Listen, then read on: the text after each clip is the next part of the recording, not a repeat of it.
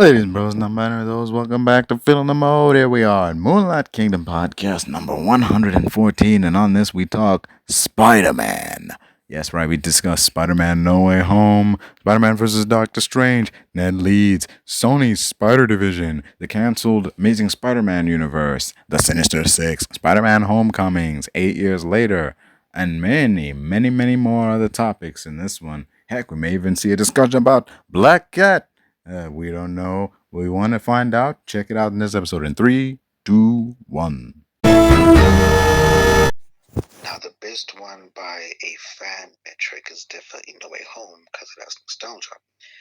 But when you look at No Way Home as an adult, it's not that good. Like, it's not that good. In fact, I would say it's pretty moderate. Maybe it has a lot of plot holes, for being honest. They're more conveniences, but okay. Yeah, either way, it still leaves you questioning. And for its time, it was what was needed for the universe and for the fans. Look at it now and you go, well, that's a bit strange. You know, I think most people can probably agree that in no realm is like Spider-Man beating Strange and stranded for 12 hours. That's just not going to happen. No matter what you really say, it's pretty far out there. But besides that, you know, you have the fact that Ned and them, okay, They're in the final year. So, besides that, like, that is also kind of like, but you know, sling rings are, in Doctor Strange at least, introduced as this thing where you think of a place and you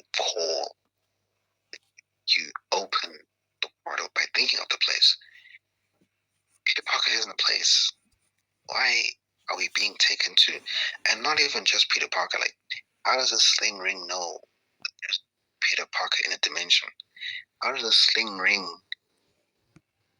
lock onto DNA and say, "Oh, this is..." And even if that's how it works, even if it could lock on a DNA, it wouldn't work like it worked in the movie. Even if it did lock on a DNA, it would still call up Tom Holland's Peter Parker.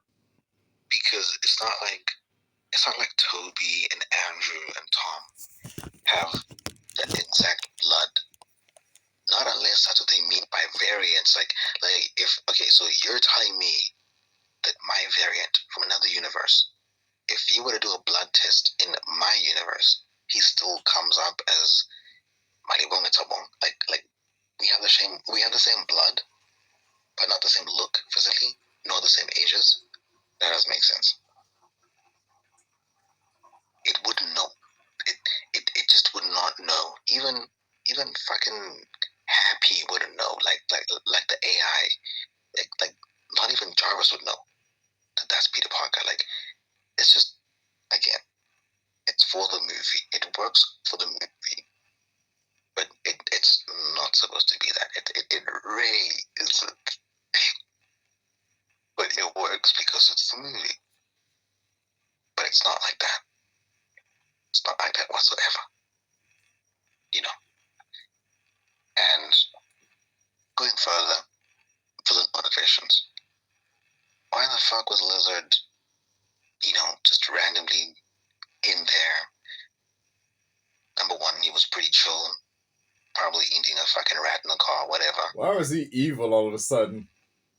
Exactly. He just kind of busts out the fucking car. And he's throwing Peter in the side of a building. Like why? Mind you, he has no idea what the fuck is going on. He was in the car the whole time they were coming up with the fucking He's in the cures car. and shit. He's just evil. He's a dumbass lizard man. Well, he's kind of smart, he's still Kurt's mind. But he's just a fucking guy in the car. Next thing you know, he's beating up Peter at the same time these other guys are beating up Peter. Why? Did fucking Electro call him and say, yo man, it's me. It's up. We're beating him up, man. Pull up. Like what? Like why? How? Why? Also, in the movie, they even say he wanted to stay in the van. Like, exactly. He was not about that life. Even fucking Sandman. Him and Peter had so much rapport. You know, he even respected the fact that he was a Peter Parker, even if it wasn't his Peter Parker. Yeah. He fucking saved him. Just to turn him in. Like, okay, cool. I see Electro. He's kind of a power hungry dumbass. You know, he's like a drug addict. It's fine.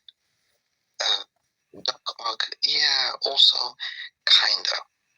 He fixed his chip, but just because he fixed his chip, he fixed the AI. But we remember that even before the chip was broken, that he broke out of the AI. But whatever, it's fine. The thing is, with the Sandman, he has the least beef with Peter Parker. Why doesn't he just leave? He literally made up with him in Spider-Man 3. Yeah. Like, once all this chaos starts and, Electro zapping shit and, Green Goblin's fighting Peter Parker, why doesn't Sandman just bail? Like, also, Sandman speaks about Peter like he's a long-lost friend. Yet, we are told these people were pulled before their deaths. Sandman was only cool with Peter till after Spider-Man 3 ended, when he forgave him and he blew away. When was he ever near his death? Yeah. And he was cool with Peter. Like, are we talking about like fucking Sandman dying in 2019 in universe and he's like 65? Like, what is going on? What is going on? We never see him die because, like you said, he just like wafted away into the breeze after making up with Peter. So sometime between Spider-Man 3 and No Way Home, he dies fighting Spider-Man. Which is dumb because at the same time he's out there talking about, hey Peter, it's me. Hey Peter, hey buddy. Like, what? The more you pull apart, it gets a little bit strange. Even like Aunt May being a stupid dumbass. Like, Aunt May dying was completely her fault. Completely.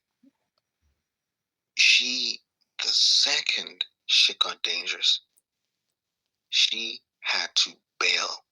She should have bailed with Happy. The second shit got dicey, she should have been out. She should have been out. There's no reason or rhyme why she should have been in the Green Goblin's clutches. There's no reason. But she had to die because she had to be an Uncle Ben, which again is strange because why was Peter talking about in Civil War? If you have my powers and don't do something and the good people get hurt, they get hurt because of you. What was that about? Yeah. If this was your Uncle Ben moment now, what was that about?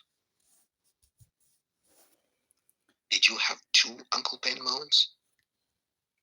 Did you create your proto Uncle Ben moment yourself in 2016, only to have a real one in 2023? What? Yep. It's an absolute... It does make sense, but he's not the first Spider-Man to have two Uncle Ben moments, because Andrew Garfield's Spider-Man, he lost Uncle Ben and Captain Stacy in the first movie. Yeah. Which was, even to this day, man, I say it's totally unnecessary. Having them both die, one is going to overshadow the other. So it's totally unnecessary having them both die in this movie. What should have happened was, Kevin Feige was right. Gwen Stacy dying in the second movie was a mistake. What should have happened was, first movie, Uncle Ben dies, but Captain Stacy lives. He doesn't know Peter Parker's Spider-Man. Second movie, he finds out and ends up dying, fighting Green Goblin, not the Lizard. he's the one who dies instead of Gwen Stacy. And then in the third one, you have Gwen Stacy die. At least that way we got 2 movies of mileage where they're together. And then in the third one, we can start like trying to introduce MJ. Because you can't introduce MJ in the second movie. That could you imagine if we'd watched Sam Raimi's Spider-Man, and in Spider-Man 2, when Peter Parker and when Mary Jane is getting married, out comes this blonde girl out of nowhere, and it's Gwen Stacy. It would have distracted from the freaking story. I can't really feel sorry that Peter Yeah. Parker can't get Mary Jane when there's Gwen Stacy right around the corner. You know, my own personal critique. It might be a hot take. I don't know. Peter was way too emotional when Captain Stacy died. I'm not gonna lie. Yeah. I like Girlfriend's dad. He's cool. Yeah, but he knew this guy for like 2 days. He only met him like twice. And the first time you drew to him, Yeah. and spoke bad about the guy he photographs, which is just him. I don't know. Just because he saw my identity, and then now he's dying in my arms, I have to cry. And number one, make a big deal about his promise just to break it at the end of the movie. Stupid. Like he Stupid. it was like a Darth Vader no type for a dude he known like 2 days. Dude, it would have been more compelling to me if on his death street with me didn't die to bed.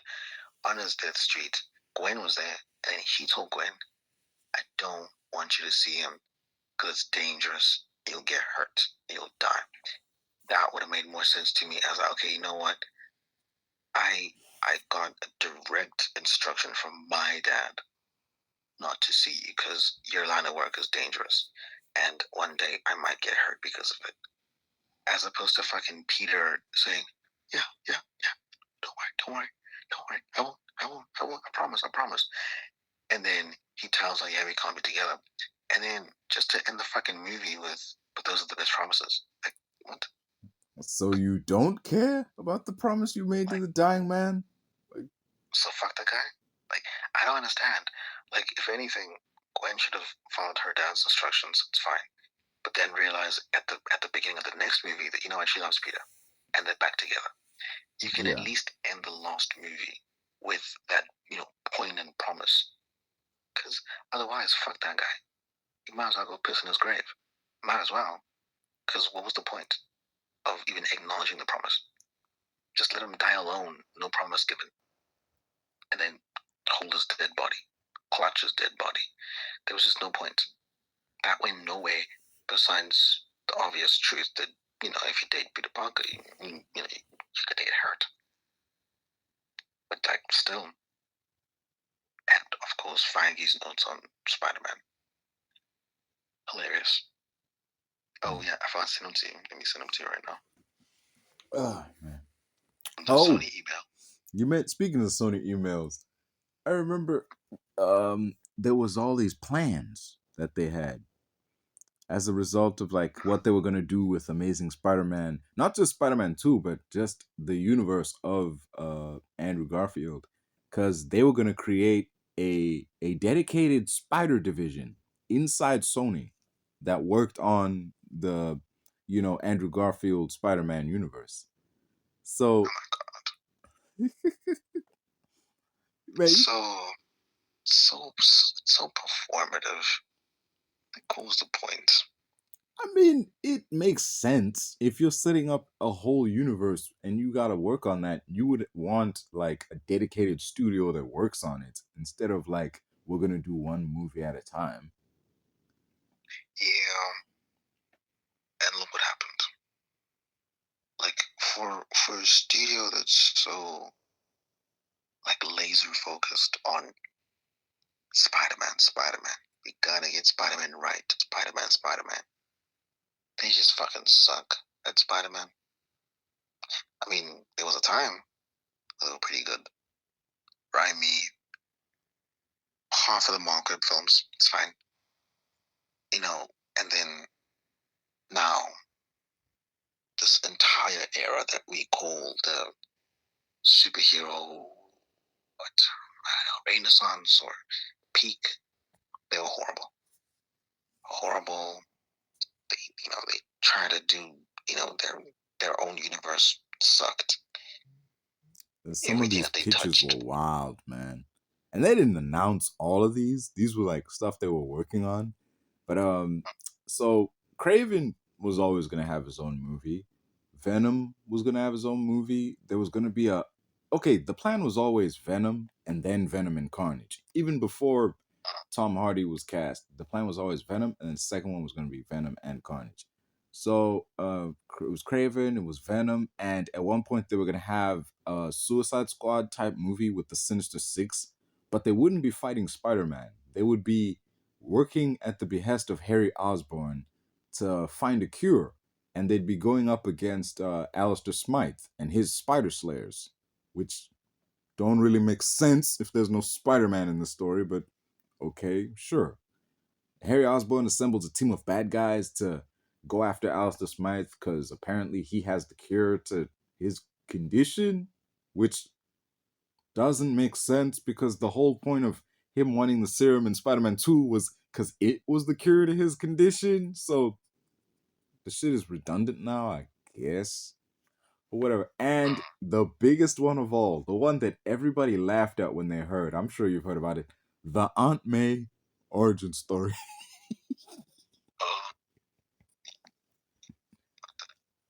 That guy, what's that guy's name? Who's Uncle Ben? Martin Sheen. Yeah. It's just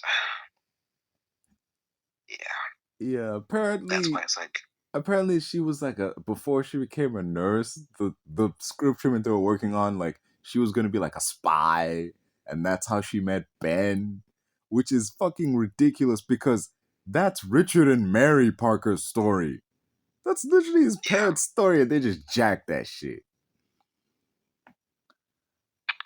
It's just strange. It's I don't know. It takes a lot of studio interference to have that gradual change. It really does. It really does. Yeah. I mean, yeah, I forgot. There was one. Yeah, there was one movie I forgot. They wanted to do.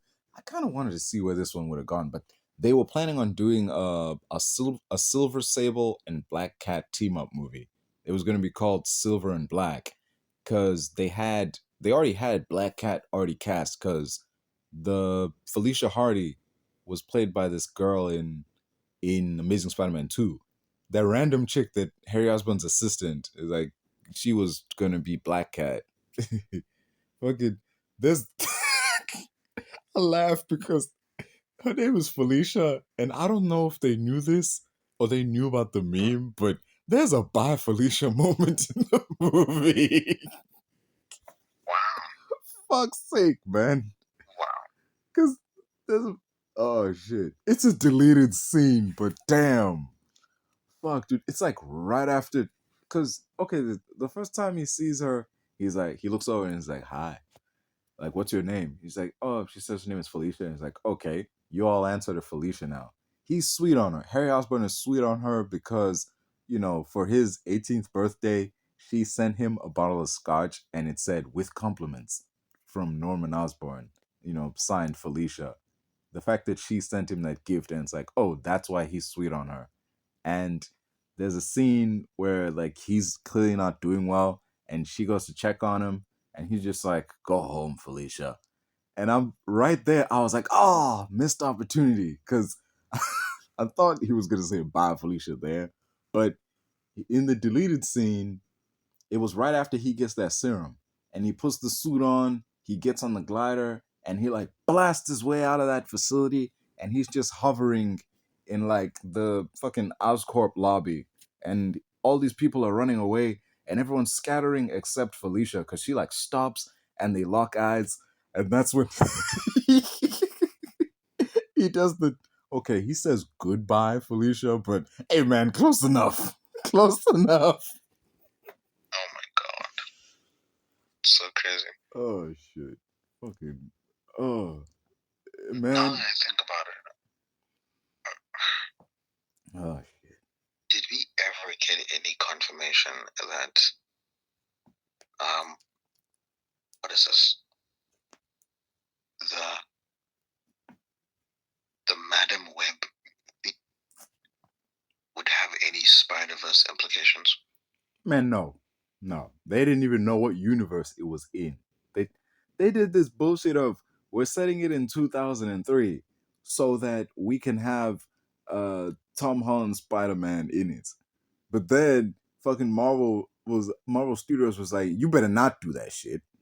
And then they altered the story so that there was room for Andrew Garfield's Spider-Man to go in it, but they didn't change the fucking opening at the beginning that said 2003. Like, fuck's sake. Sony is very bad with years because they're the ones who also screwed up the 8 years later thing in Homecoming. When Dude! it was supposed to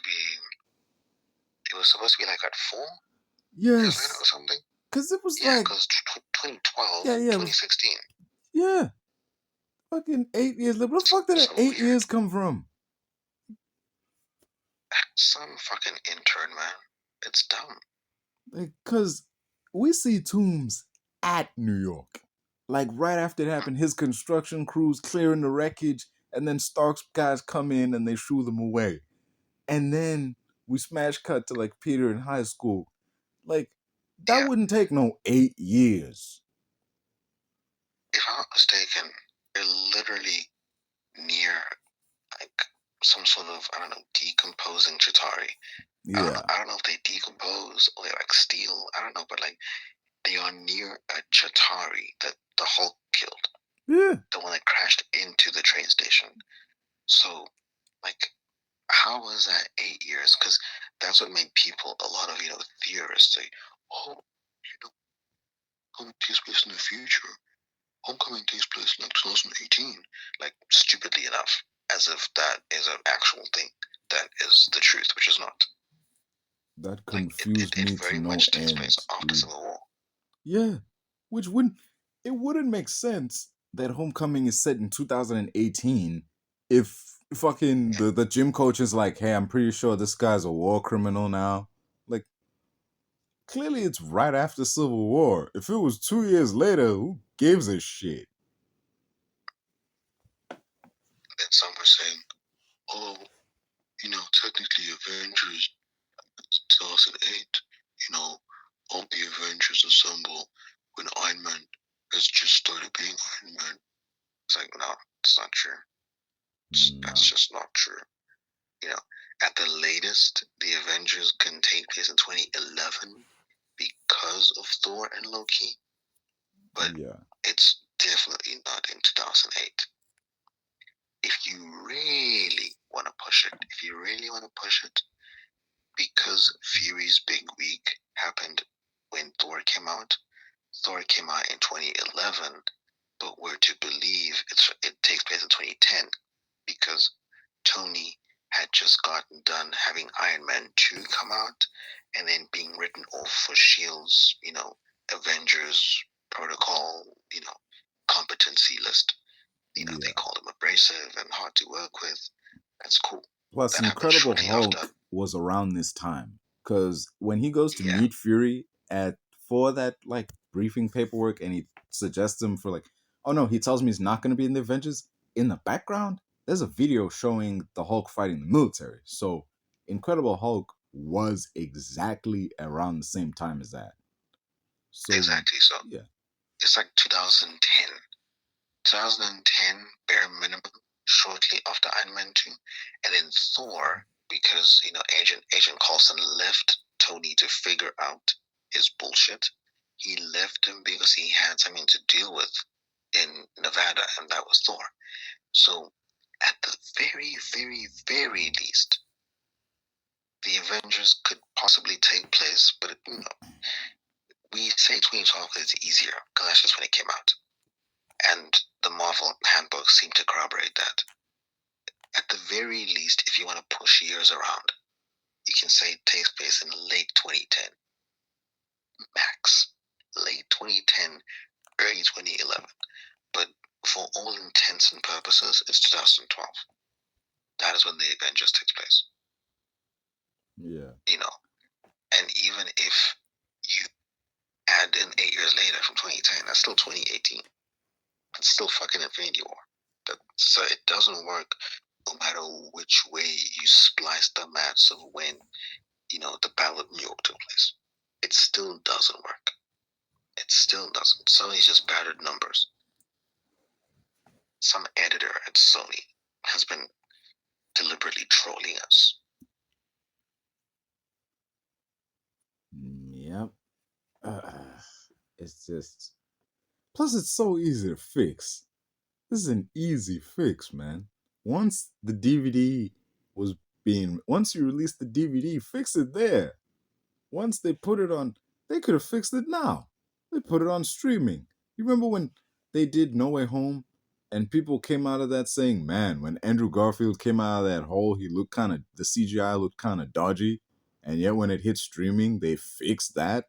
Why can't you go back and change this bit of text? I remember even one of my buddies, he watched it way later. And I think it was like 2 weeks after.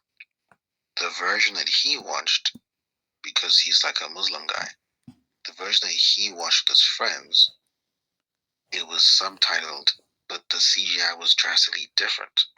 He took a photo for me, and I was like, that's not the version that I watched.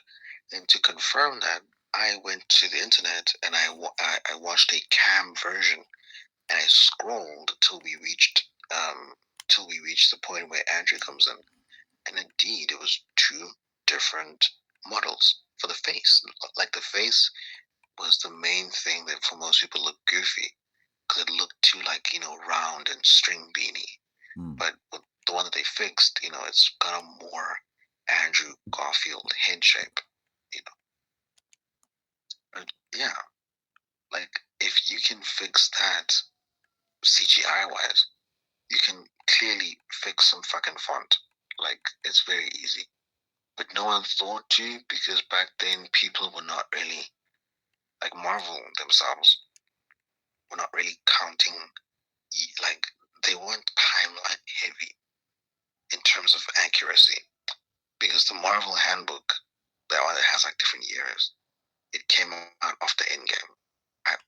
I see that book constantly in the shelves. I last saw it at like exclusive books. I open it sometimes just to see what's what. The printed version that I read ends just after Captain America, Sam Wilson. So obviously they need to reprint it every other year. Like I saw She-Hulk, I saw all that stuff. It ends at Sam Wilson and General Ross. Ross in this case, but you very much can tell that this is before Marvel was obsessed with counting the actual years since things.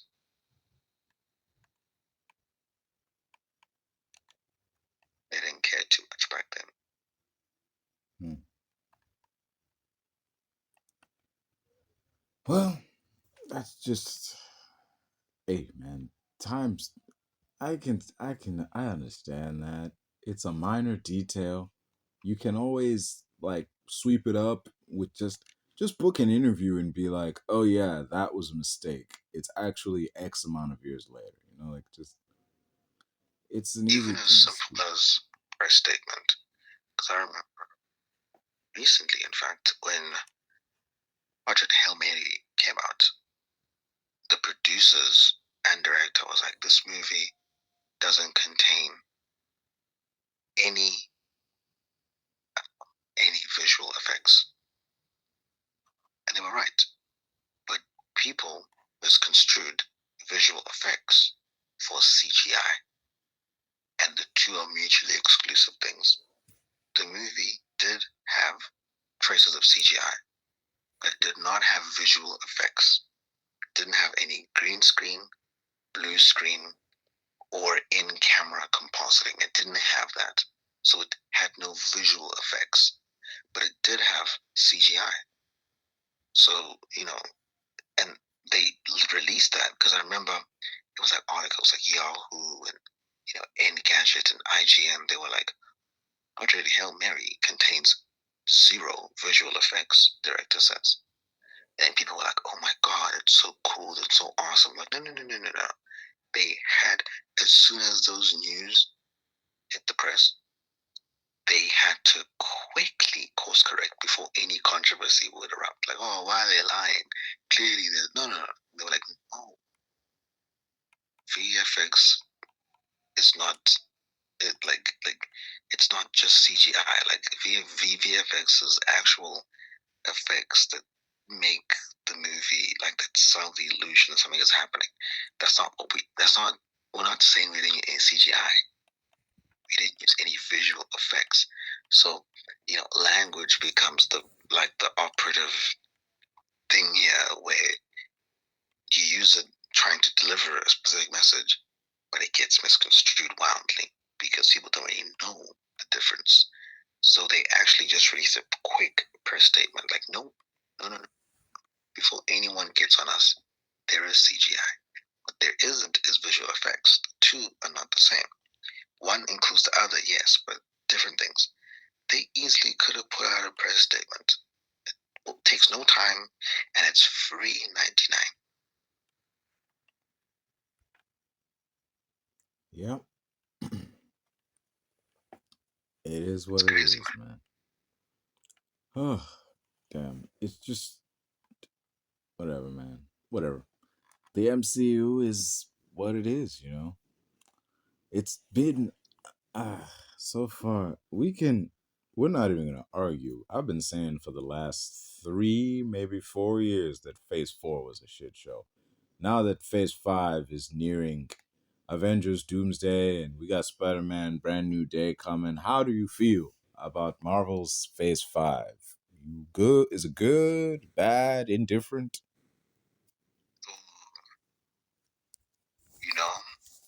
I want to give you a 1-hour answer. So because of that, let me do this. Chat.